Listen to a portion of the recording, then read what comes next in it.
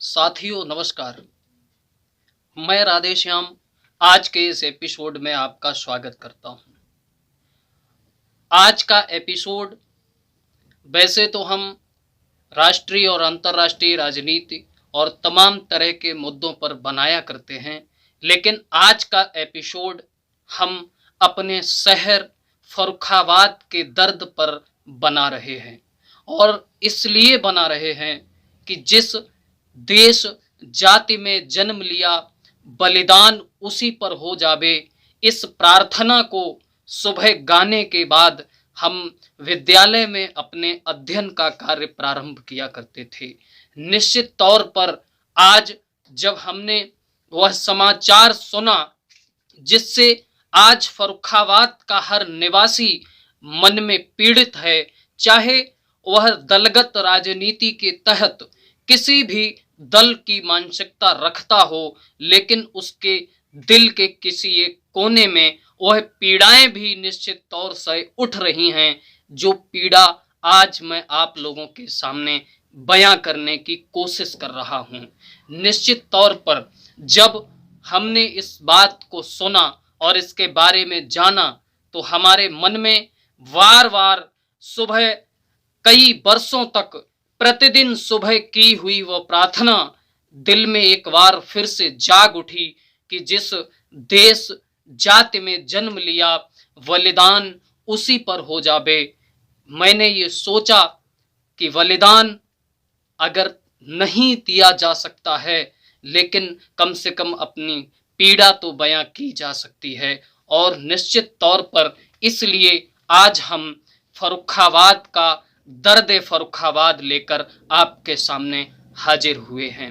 हम आज आपसे ये चर्चा करेंगे कि पौराणिक, मध्यकालीन और आधुनिकता के तमाम सारे इतिहास को संजोए फर्रुखाबाद, गंगपति पावनी माँ गंगा की गोद में समाया फर्रुखाबाद, तमाम दिग्गजों को यहाँ से देश की पंचायत में भेजने वाला फर्रुखाबाद आज किस हाले दौर से गुजर रहा है और किस दर्द से कराह रहा है। निश्चित तौर पर हम आज आपको ये बताने जा रहे हैं कि उत्तर प्रदेश और देश की सरकार ने जब गंगा के किनारे गंगा एक्सप्रेस वे के निर्माण का कदम उठाया था, तो फर्रुखाबाद जो गंगा के किनारे बसा है, यहाँ के लोगों में एक संभावना जागी थी कि गंगा एक्सप्रेस वे जब गंगा के किनारे से गुजरेगा तो निश्चित तौर पर फर्रुखाबाद का नंबर आएगा। लेकिन वह एक्सप्रेस वे भी फर्रुखाबाद से राजनीतिक गतिविधियों के चलते छीन लिया गया। फर्रुखाबाद का हक वहां भी मारा गया। उसके बाद दोबारा से एक उम्मीद जगी जनवरी 2023 में, जब जेवर एयरपोर्ट विकसित हो रहा था, तब निश्चित तौर पर जेवर से कानपुर की कनेक्टिविटी को बढ़ाने के लिए नोएडा से कानपुर तक एक एक्सप्रेसवे की घोषणा की गई। और उसके बाद उत्तर प्रदेश का ग्रीनफील्ड एक्सप्रेसवे कानपुर से प्रारंभ हो जाएगा, जो कानपुर से बिहार की सीमा को टच करेगा। एक इस एक्सप्रेसवे, ये जो बिहार टू दिल्ली को कनेक्ट करता है, ये निश्चित तौर पर उत्तर प्रदेश के लिए गेटवे ऑफ यूपी साबित होगा।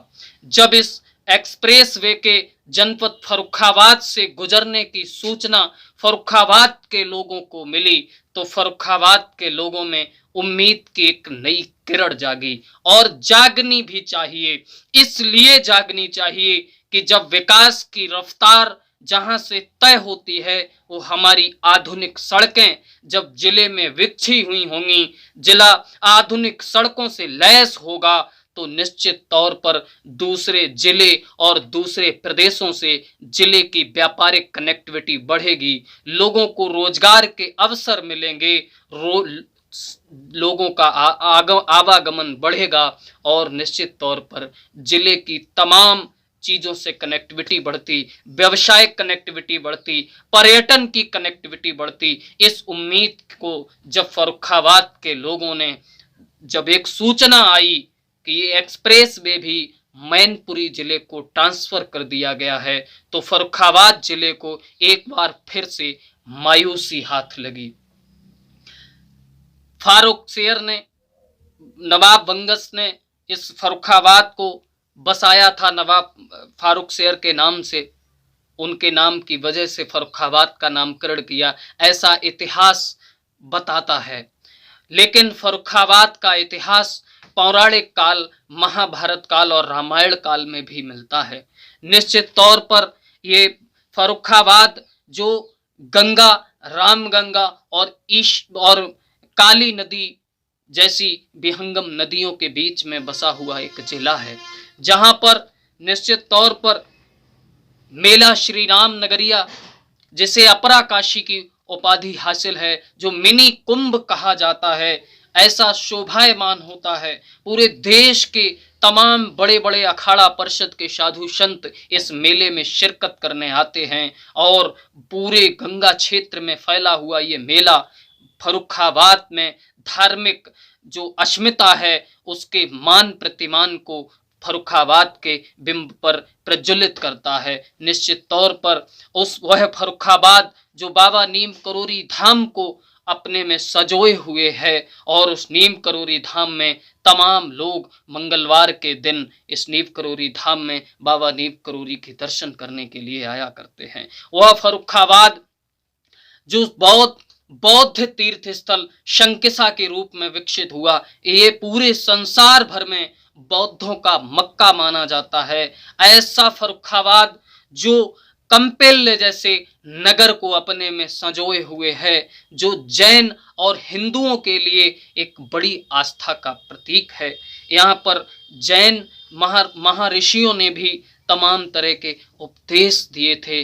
जैन समुदाय के लोग भी इसे अपना तीर्थ स्थल मानते हैं और हिंदू समुदाय के लोग भी कंपिल को अपना तीर्थ स्थल मानते हैं। पौराणिक इतिहास ये बताता है कि पांचाल नगर जो अपने में था, जिसकी राजधानी कंपिल थी, और इतिहास ये बताता है कि महाराज द्रुपद ने द्रौपदी स्वयंवर यहीं कराया था। कंपिल में ही द्रौपदी कुंड बना हुआ है। निश्चित तौर पर ये बताता है हमारा इतिहास कि पंडाबाग जो फर्रुखाबाद में है, जहां ये बताया जाता है कि पांडवों ने अपना वनवास काटने के बाद जो 13वें वर्ष का अज्ञातवास था, जो वो इसी पंडाबाग में काटा था, और यहाँ पर उन्होंने अपने हाथों से शिवलिंग की स्थापना की थी। ऐसा महान प्राचीन मंदिर पंडाबाग फर्रुखाबाद अपने में सजोए हुए है। फर्रुखाबाद हिंदू, जैन, बौद्ध और मुस्लिम विरासतों को अपने में संजोए हुए है। फर्रुखाबाद पौराणिक काल से छावनी क्षेत्र हुआ करता था, और आज भी राजपूत रेजिमेंट है यहाँ, आर्मी कैंट है यहाँ। निश्चित तौर पर ऐसा फर्रुखाबाद जिसकी प्राचीर में 10 दरवाजे थे, जिनमें प्रमुखता लाल दरवाजा, रानी दरवाजा, हुसैनिया दरवाजा, कादरी दरवाजा, जसमई दरवाजा और मऊ दरवाजा जिसे बोला जाता था। ऐसा फर्रुखाबाद जिसमें देश के बड़े बड़े राजनेताओं को यहाँ से देश की संसद में भेजा हो, ऐसे फर्रुखाबाद में डॉक्टर राम मनोहर लोहिया को संसद भेजा। ऐसे फर्रुखाबाद ने दयाराम शाक्य, खुर्शीद आलम साहब, संतोष भारतीय जी, साक्षी महाराज जी, स्वर्गीय अवधेश चंद्र जी, चंद्रभूषण सिंह जी और सलमान खुर्शीद साहब को इस फर्रुखाबाद ने लोकसभा भेजा। ऐसे तमाम दिग्गज लोकसभा गए, प्रमुखता इनके मैंने नाम लिए हैं। वर्तमान में फर्रुखाबाद की लोकसभा का नेतृत्व माननीय मुकेश राजपूत जी कर रहे हैं। ऐसा फर्रुखाबाद जिसका नेतृत्व कभी स्वर्गीय ब्रह्मदत्त द्विवेदी जी ने किया था और प्रदेश की सरकार में कैबिनेट स्तर के मंत्री रहे थे। ऐसा फर्रुखाबाद द्विवेदी जी के बाद उनकी धर्म पत्नी स्वर्गीय श्रीमती प्रभा द्विवेदी जी ने इस फर्रुखाबाद का कभी नेतृत्व किया था और कैबिनेट में मंत्री रही थी। निश्चित तौर पर आज ऐसा एक फर्रुखाबाद जो तमाम विरासतों को अपने में सजोए हुए है, वो आज अपनी बदहाली के आंसू बहा रहा है और उन आंसुओं को देखने की और सुनने की कोई जहमत उठाने को तैयार नहीं है। क्यों नहीं तैयार है? क्या श्रापित है फर्रुखाबाद और किस श्राप का दंश झेल रहा है फर्रुखाबाद? फर्रुखाबाद की जनता आज अपने नायकों से ये सवाल ना करे तो किससे करे और कहां करे फरियाद? दर्द फर्रुखाबाद की निश्चित तौर पर जब फर्रुखाबाद में 20वीं शताब्दी के नेतृत्वों की अगर हम बात करें तो 2007 में उत्तर प्रदेश में बहुजन समाज पार्टी की सरकार बनी। उस सरकार को बनाने में फर्रुखाबाद ने भी अपना एक अहम योगदान दिया और फर्रुखाबाद में 4 में से 3 विधायक बहुजन समाज पार्टी के बने और उत्तर प्रदेश की सरकार ने फर्रुखाबाद को एक कैबिनेट मंत्री दिया। निश्चित तौर पर उसके बाद 2012 आया। फर्रुखाबाद में जब उत्तर प्रदेश में समाजवादी पार्टी की सरकार बनी, फर्रुखाबाद ने संपूर्ण योगदान दिया और 4 की चारों सीटें समाजवादी पार्टी को दी। 4 के चारों विधायक समाजवादी पार्टी को दिए और एक राज्य मंत्री उत्तर प्रदेश की सरकार ने फिर फर्रुखाबाद को वापस किया। 2014 आया। हिंदुत्व और राष्ट्रवाद के रथ पर सवार होकर भारतीय जनता पार्टी फर्रुखाबाद में जब आई, राजनीतिक मंच सजा। फर्रुखाबाद की उम्मीद कर रही जनता की आंखों में तमाम सपने सजाए गए और फर्रुखाबाद की जनता ने भारतीय जनता पार्टी को 2014 में एक सांसद दिया। उसके बाद 2017 आया, फिर राजनीतिक मंच सजे। समाजवादी पार्टी ने पुनः समर्थन मांगा और भारतीय जनता पार्टी ने ये दलील दी कि जब देश में भी हमारी सरकार होगी और प्रदेश में भी हमारी सरकार होगी तो डबल इंजन की गाड़ी से डबल विकास किया जा सकता है। प्रदेश फर्रुखाबाद की जनता ने उनकी इस बात पर भरोसा किया और जिले की चारों सीटें भारतीय जनता पार्टी को दी। और लोकसभा क्षेत्र की बात करें तो अलीगंज को अगर सम्मिलित कर लिया जाए तो लोकसभा क्षेत्र में आने वाली 5 की 5 सीटें भारतीय जनता पार्टी को की झोली में डाल दी और सांसद भी भारतीय जनता पार्टी का, एमएलए भी 5 भारतीय जनता पार्टी को दिए। फर्रुखाबाद की जनता को ये उम्मीद जगी कि केंद्र या प्रदेश की सरकार, हमने जो उनको योगदान दिया है सरकार बनाने में, वो हमें कुछ लौटा के देंगे। लेकिन प्रदेश और केंद्र की सरकार ने मंत्री के रूप में कोई नेतृत्व इस फर्रुखाबाद या फर्रुखाबाद लोकसभा को नहीं दिया। फर्रुखाबाद के लोग निराश हुए, लेकिन एक आशा बनी रही कि डबल इंजन की गाड़ी यहां भी विकास करेगी। लेकिन उन उम्मीदों पर शायद किसी कारणवश सत्ता खरी नहीं उतर पाई। 2019 आया, लोकसभा का चुनाव हुआ, फिर राजनीतिक मंच सजे। फिर से ये कहा गया कि जो अधूरा विकास रह गया था उसको फिर से पूरा किया जाएगा और निश्चित तौर पर जनता ने एक बार भरोसा किया। 2019 में सपा और बसपा का प्रचंड गठबंधन बना। लोग ये समझ रहे थे कि लड़ाई कांटे की होगी, लेकिन फर्रुखाबाद लोकसभा की क्षेत्र की जनता ने एक बार पुनः प्रचंड बहुमत के साथ भारतीय जनता पार्टी के माथे पर विजयश्री का तिलक लगाया और ये कहा कि हम आपके वायदे पर विश्वास करते हैं, हम राष्ट्रवाद और हिंदुत्व की राजनीति जो आप कर रहे हैं उसमें विश्वास करते हैं। ऐसा विश्वास दिया फर्रुखाबाद की जनता ने और उसके बाद ये उम्मीद जगाई कि अब निश्चित तौर पर जब हमने दोबारा फिर से ऐसा योगदान दिया है देश की सरकार को बनाने में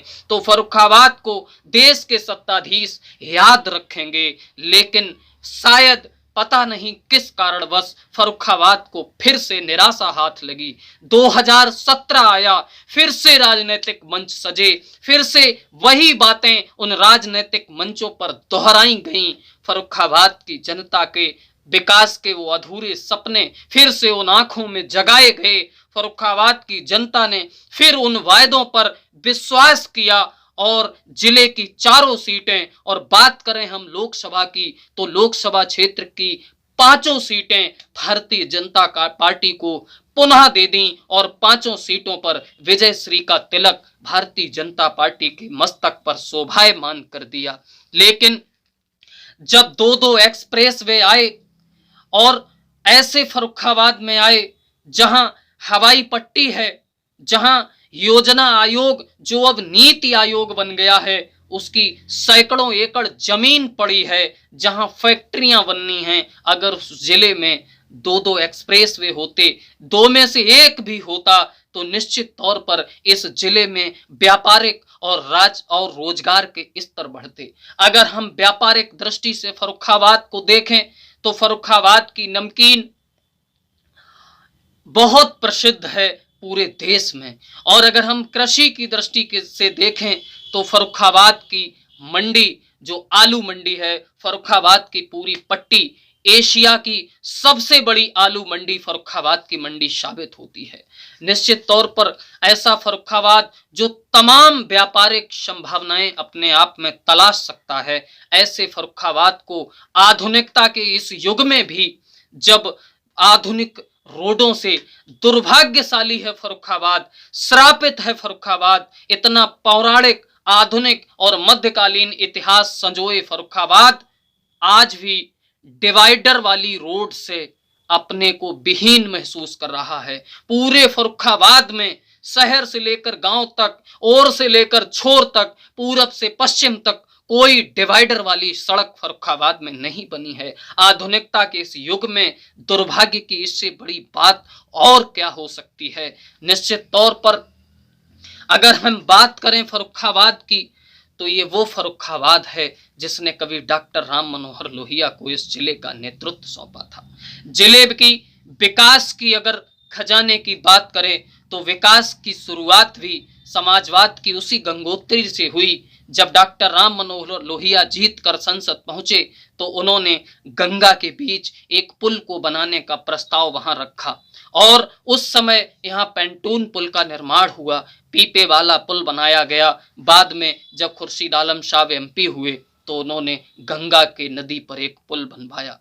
निश्चित तौर पर उसके बाद जब प्रदेश में मुलायम सिंह यादव की सरकार आई तो उन्होंने फर्रुखाबाद को डॉक्टर राम मनोहर लोहिया की कर्म भूमि होने के नाते फर्रुखाबाद को डॉक्टर राम मनोहर लोहिया के नाम से एक अस्पताल दिया। मोहम्मदाबाद में एक हवाई पट्टी बनवाई। उसके बाद जब अखिलेश यादव के हाथों में नेतृत्व आया, मुलायम सिंह जी ने अपने समय में मोहम्मदाबाद फर्रुखाबाद को छिबरा मऊ कनेक्ट करने के लिए नवीगंज का एक पुल बनवाया था। अखिलेश यादव के हाथों में जब नेतृत्व आया तो डॉक्टर राम मनोहर लोहिया की कर्मभूमि को मानते हुए उन्होंने फर्रुखाबाद से बदायूं की कनेक्टिविटी को अच्छा बनाने के लिए शमशाबाद में ढाई घाट का पुल बनवाया। फर्रुखाबाद के मोहम्मदाबाद क्षेत्र को बेवर और मैनपुरी से शीघ्रता से कनेक्ट करने के लिए रूपनगर तिलियानी में काली नदी का एक पुल बनवाया। तमाम से वो काम किए जो निश्चित तौर पर जिले में करने चाहिए थे। हवाई पट्टी जो जिले को एक विकसित जिला बनाने की ओर एक अच्छा कदम है, लेकिन फिर भी मैं ये कहूंगा कि जिस समाजवादी पार्टी को लगातार 2004 और उस 2004 और उससे पूर्व समाजवादी पार्टी को सांसद दिया हो, जिस समाजवादी पार्टी को 4 एमएलए दिए हों, उन्होंने विकास तो किया लेकिन उम्मीद जितनी फर्रुखाबाद ने उम्मीद की झोली फैलाई थी उतना फर्रुखाबाद को विकसित समाजवादी पार्टी की सरकार भी नहीं कर पाई। ये पीड़ा निश्चित तौर पर हर फर्रुखाबाद के लोगों के दिमाग में होनी ही चाहिए, चाहे कोई किसी विचारधारा का हो, लेकिन जिले के निवासी होने के नाते जिले की पीड़ा को बयां करने का जब नंबर आएगा तो जिले का कोई वो बुद्धिजीवी व्यक्ति अपनी पार्टी या दूसरे की पार्टी को न देखकर जिले की पीड़ा को बयां करने से पीछे नहीं हटेगा, जो मेरा मानना है। निश्चित तौर पर जब 2012, 2014, 2017 और 2019 और 2022 में 4 बार लगातार भारतीय जनता पार्टी को विजयश्री दिलाई, सभी की बातों को, सभी के वादों को नकार दिया, तो भारतीय जनता पार्टी की डबल इंजन की गाड़ी को भी फर्रुखाबाद को विकसित करने का विचार करना चाहिए था। और क्यों नहीं किया? क्या हम अपने उन राजनेताओं से भी पूछना चाहते हैं, हम अपने उन जनप्रतिनिधियों से भी कहना चाहते हैं कि आप हमारे माननीय हैं, आपसे बड़ी उम्मीदें हैं, हमें बड़ी उम्मीदों के साथ हमारे इस जिले की जनता ने आपको विजयश्री दिलाई थी। आप भी विधायक हैं, अगर शाहजहांपुर का कोई विधायक है तो आप भी उसी विधानसभा में बैठते हैं, तो क्यों फिर आप उनके राजनीतिक कद के आगे, क्या आपका राजनीतिक कद क्यों बौना पड़ गया, और क्यों फर्रुखाबाद के अधिकार क्षेत्र में आने वाला वो एक्सप्रेसवे छीन लिया गया जो फर्रुखाबाद में बनना चाहिए था।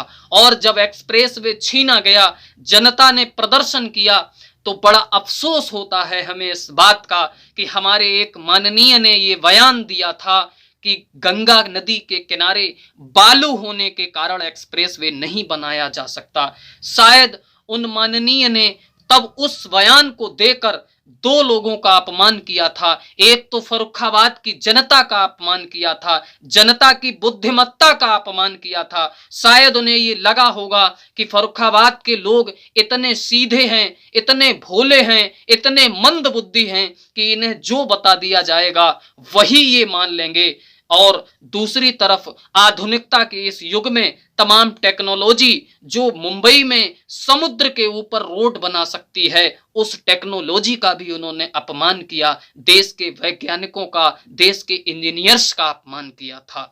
उनसे मैं यही कहना चाहूंगा कि ऐसे तथ्यहीन बयान न देकर जिले के विकास की ओर अगर ध्यान दिया जाता तो निश्चित तौर पर जिला विकसित होता तमाम तरीके से। और मैं ये कहना चाहता हूं कि वह जिला जो फर्रुखाबाद पर्यटन की दृष्टि से भी एक पर्याप्त दर्शनीय स्थल है, कंपिल नगर में देवी देवताओं, तो वहीं संकिसा में बौद्ध धर्म की जो प्राचीन प्रतिमाएं हैं जो कि शिलाखंडों पर उत्कीर्णित हैं और आज भी अनेकों शताब्दियों के बाद भी जीवंत प्रतीत होती हैं। यदि जिले को पर्यटन के मानचित्र पर लाया जाए तो निश्चित ही उन्नतिशील परियोजनाएं गति प्रदान करेंगी। माननीय महोदय, हमारे चुने हुए माननीय सांसद, हमारे चुने हुए सभी माननीय विधायक जो मेरे लिए माननीय हैं और माननीय रहेंगे, क्योंकि वो इस जिले के नायक हैं, इस जिले के नेता हैं, इस जिले के प्रतिनिधि हैं। विचारधारा किसी की भी कोई हो सकती है, हो सकता है कि हमारा विचारधारा के तौर पर आपसे विरोध हो या आपका हमसे विरोध हो, लेकिन सच्चे दिल से, सच्चे मन से आप अपने मन में ये संजोइए, क्या फर्रुखाबाद पीड़ित नहीं है? क्या फर्रुखाबाद को ये पीड़ा नहीं है कि आज जब कानपुर नोएडा एक्सप्रेसवे बनने का नंबर आया तो वह एक्सप्रेसवे भी फर्रुखाबाद से क्यों छीन लिया गया? ये क्यों क्यों क्यों आखिर आपके मन में क्यों शब्द घर क्यों नहीं कर रहा है? और इस क्यों का बयान आप देश की पंचायत में और प्रदेश की पंचायत में क्यों नहीं कर पा रहे हैं? क्या है आपकी मजबूरी? क्या आपका कद उतना नहीं बना पाए हम लोग जितना और जिलों के प्रतिनिधियों को उस जिले के लोगों ने बनाया था?